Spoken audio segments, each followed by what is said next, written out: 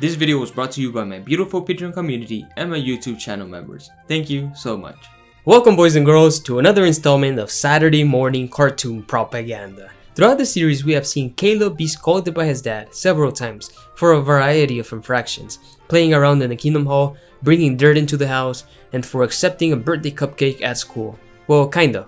Caleb punished himself for that one. Well, today we're going to learn about discipline in the JW religion, and we're going to see Caleb be scolded once again by pre-nerf dad.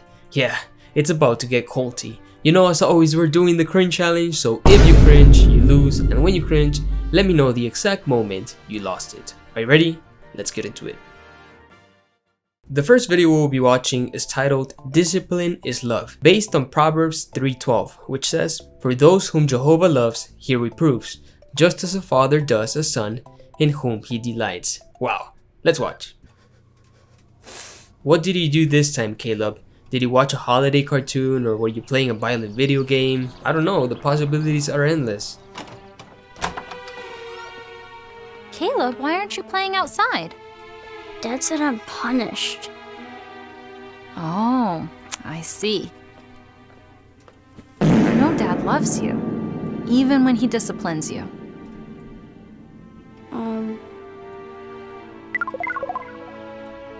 Hey, do you remember when we planted the fruit tree? Uh-huh. It grew fast. But then, It fell over. what did Dad do?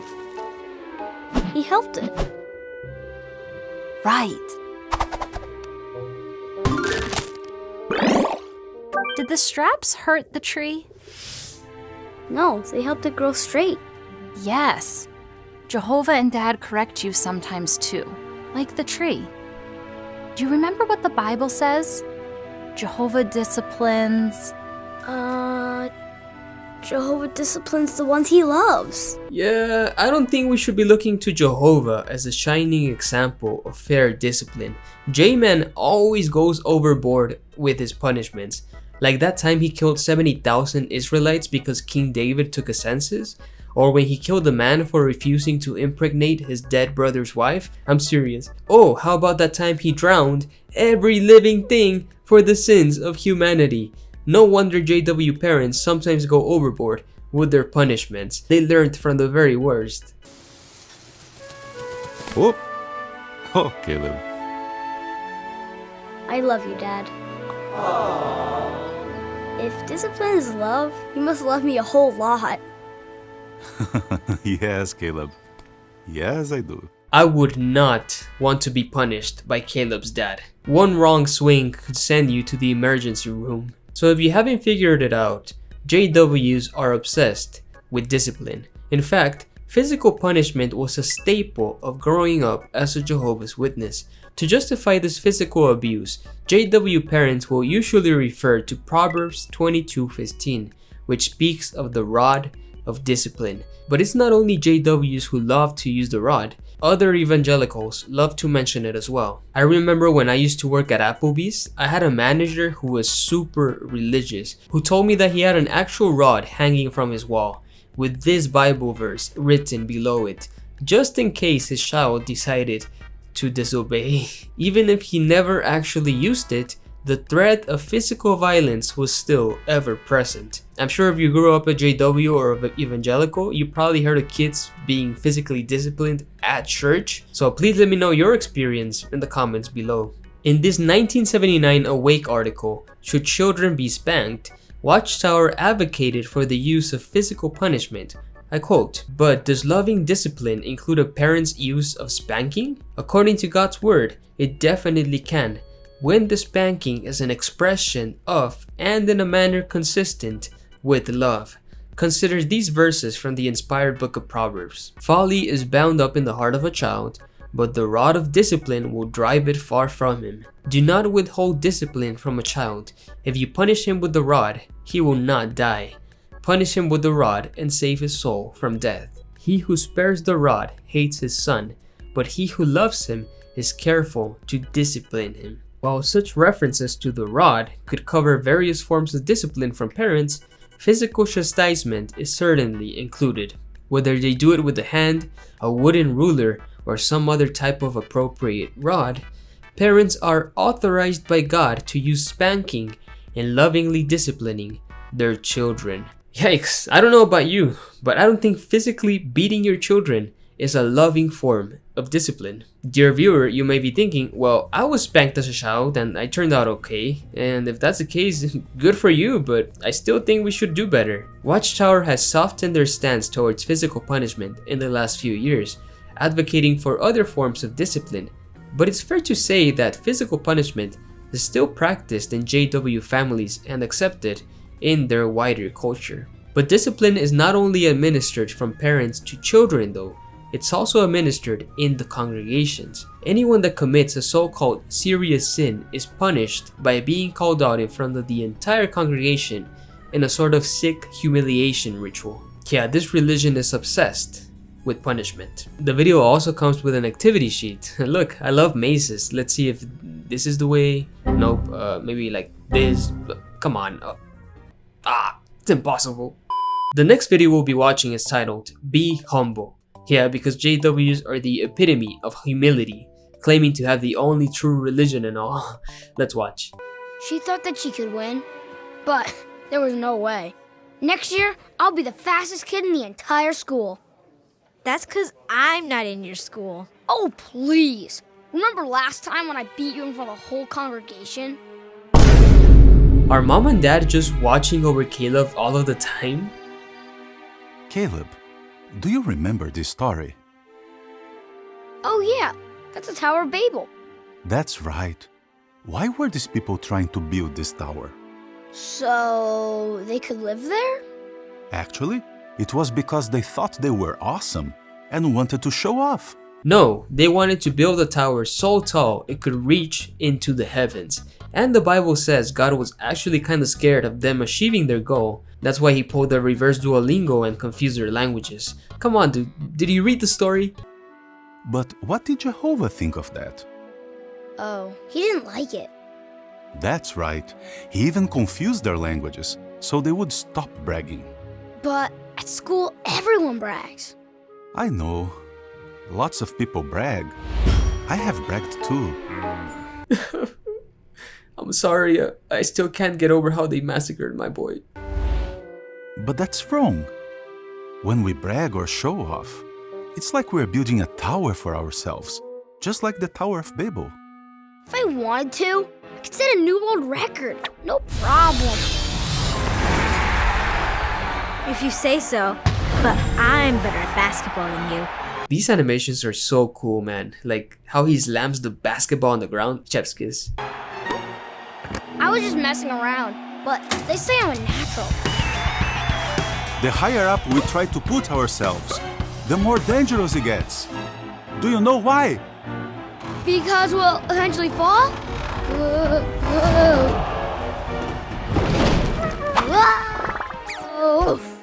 Yes. Wait, did you see how Caleb's teddy bear fell from the ceiling? That means Caleb wasn't just imagining this, he materialized this scenario out of thin air. Caleb is divine. If there's someone with bragging rights, it's him. Also, 1 Peter 5:5 means that Jehovah doesn't want us acting like we are better than everyone else. I'm surprised Dad didn't choke on his words because most JWs absolutely believe they are better than everyone else. That's why they go knocking on your door. How can you possibly be humble when you believe the creator of the universe has handpicked you for his purposes? Oh, and don't even get me started on the governing body, the prime examples of humility. Humble people don't need to brag, because Jehovah will make them feel good about themselves on the inside. Caleb's dad just wanted to find an excuse to scold him. He was just being a kid. You know, kids brag to their friends sometimes. I don't know, it just seems a bit excessive. Goodbye, little sheep. The next video is titled, Be Kind and Share, and it's one of the really old ones, back when Caleb was still brown. Caleb, Sophia, I have presents for you. Presents? Ooh, presents. Awesome, a new car. Ooh, paintbrushes. Thank you, Mommy. Thank you, Mommy. These are mine. Just for the record, Sophia started it.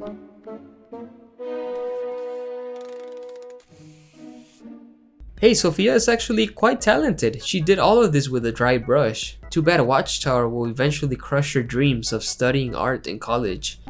Hey guys, Panda from 2025 here. I actually wrote this script 2 years ago but never got around to recording it, so this joke about Sophia not going to college is already obsolete since Watchtower allows college education now. Man, this religion has changed a lot during the past 2 years. Okay, back to the cartoon.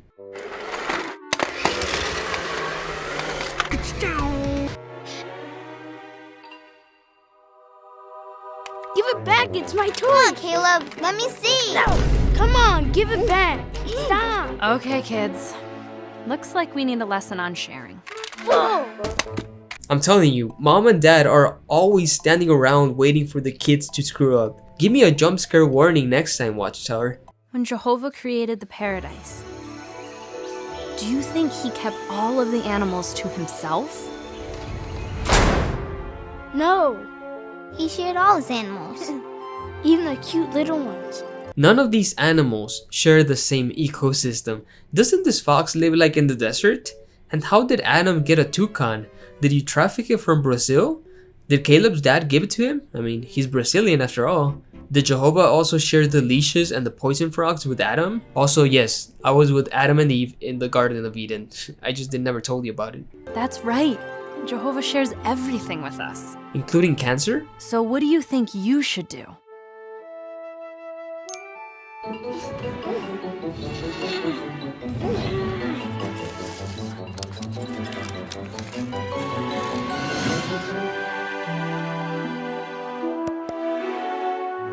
Wow. We're a good team. Yeah. Do you want to try? Do you want to go first? Really? Really? Yeah. Ready? Set. Go!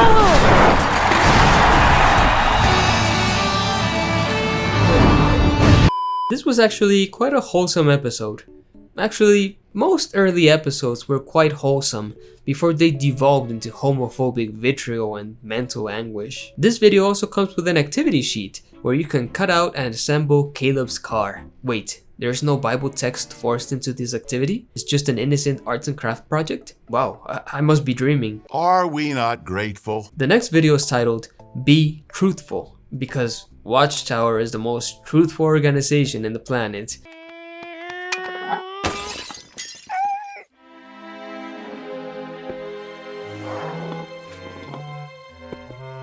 What happened? Nothing.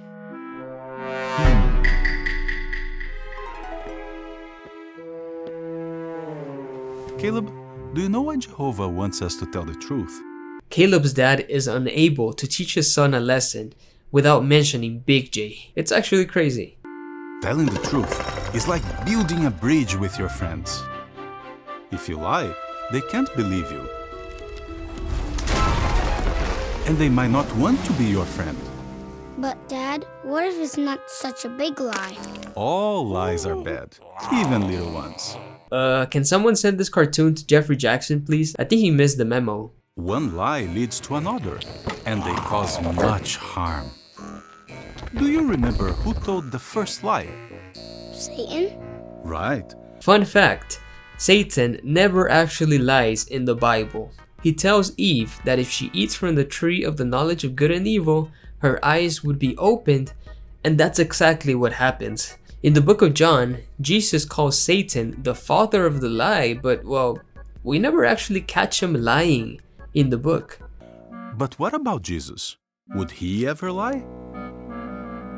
Well, there is one verse where Jesus tells a small little lie. When he tells his brothers he's not going to a festival, and once they leave, he ends up going anyways. Maybe he was using a bit of deception, which wouldn't be out of character since God uses deception several times in the Old Testament. Just food for thought. Who do you want to be like? I want to be like Jesus. Caleb is ready to be like Jesus. Good, my son. So, what happened there? I broke it. It was an accident. I crashed my plane. Thank you for telling the truth. Next time something like this happens, what should you do? I'll tell the truth. And can I tell Mom I'm sorry? Good idea. Let's go do that right now. And then we'll pick up the broken pieces. Well, at least they didn't have the mom pick up their mess this time. So just a few thoughts on this cartoon. I wish the governing body could learn something from this because they're more than willing to use deception and weasel language to whitewash their religion. Also, this idea of a little lie multiplying and becoming a huge lie is just the perfect description for this religion. It all started with the delusions of one dude in the late 1800s, and now we have 8 million people slaving away for a pipe dream. Now as for the lesson, I think children should be encouraged to tell the truth. That's a good virtue. Although lying in itself is not completely black and white, you know, but it's a children's cartoon, so I don't expect them to go into like a nuanced discussion on the ethics of lying. This video comes with this activity sheet where you're supposed to cut out the parts of this bridge infested with Mucinex monsters and replace them with clean pieces. But I wouldn't have the heart to cut out this little guy. It's not his fault that he was created evil. Look at that little enemy of God. The last episode we're going to be watching today is titled Forgive Freely, because this religion is known for freely forgiving people and not putting them through public humiliation rituals. Caleb, you broke my toy. I didn't mean to. I'm sorry. You always say that. Well, I am sorry. Well, that won't fix my toy. I told you I'm not crazy. These parents just materialize out of thin air every time their children make a small mistake. Caleb does not want more discipline from pre-nerf dad. What's wrong, children? He broke my toy. I told him not to touch it. Bah. I said I was sorry. You always say you're sorry. Okay, children. So Caleb broke your toy. But that's not all he did. He ate my ice cream, he went into my room without asking, and he scribbled on my songbook. Well, I am sorry. Poor kids. Sophia, can you think of anything you have done wrong? Well, I forgot to make up my bed. I lost my homework. And I didn't do the dishes.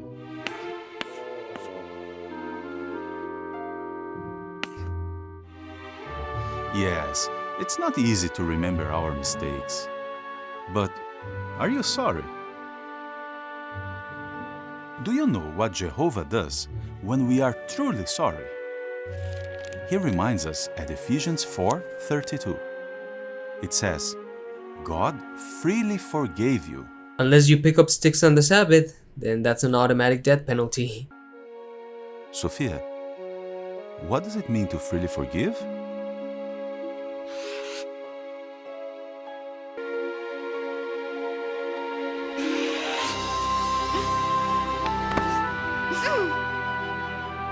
I am sorry, Sophia. It's okay, Caleb. Just don't touch my stuff again, you little shit. Ah, good children. That makes Jehovah very happy. This man seems to know the thoughts of the sovereign of the universe. Maybe Jehovah demanded a blood sacrifice so his rage towards Caleb and Sophia would be appeased. Nah, Jehovah would never be that petty, right? Right?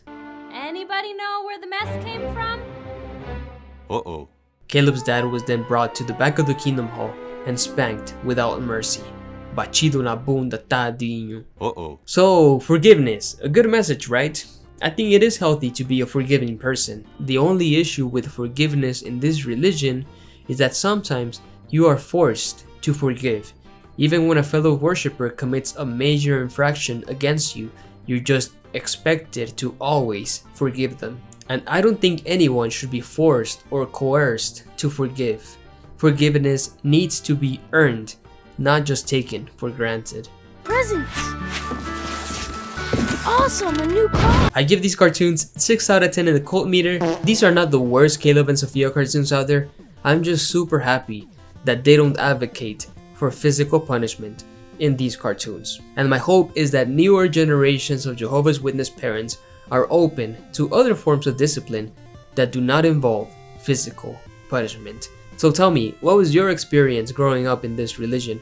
Did your parents use physical punishment or did they spare you from the rod? Let me know in the comments below. Please don't forget to drop a like and subscribe to the channel for more cartoon rebuttals. If you would like to support my work, please head on over to Patreon or become a channel member. It's only $1 a month and you get early access to all my videos. Thank you so much. Take it easy guys, have a wonderful day, and stay away from the tower.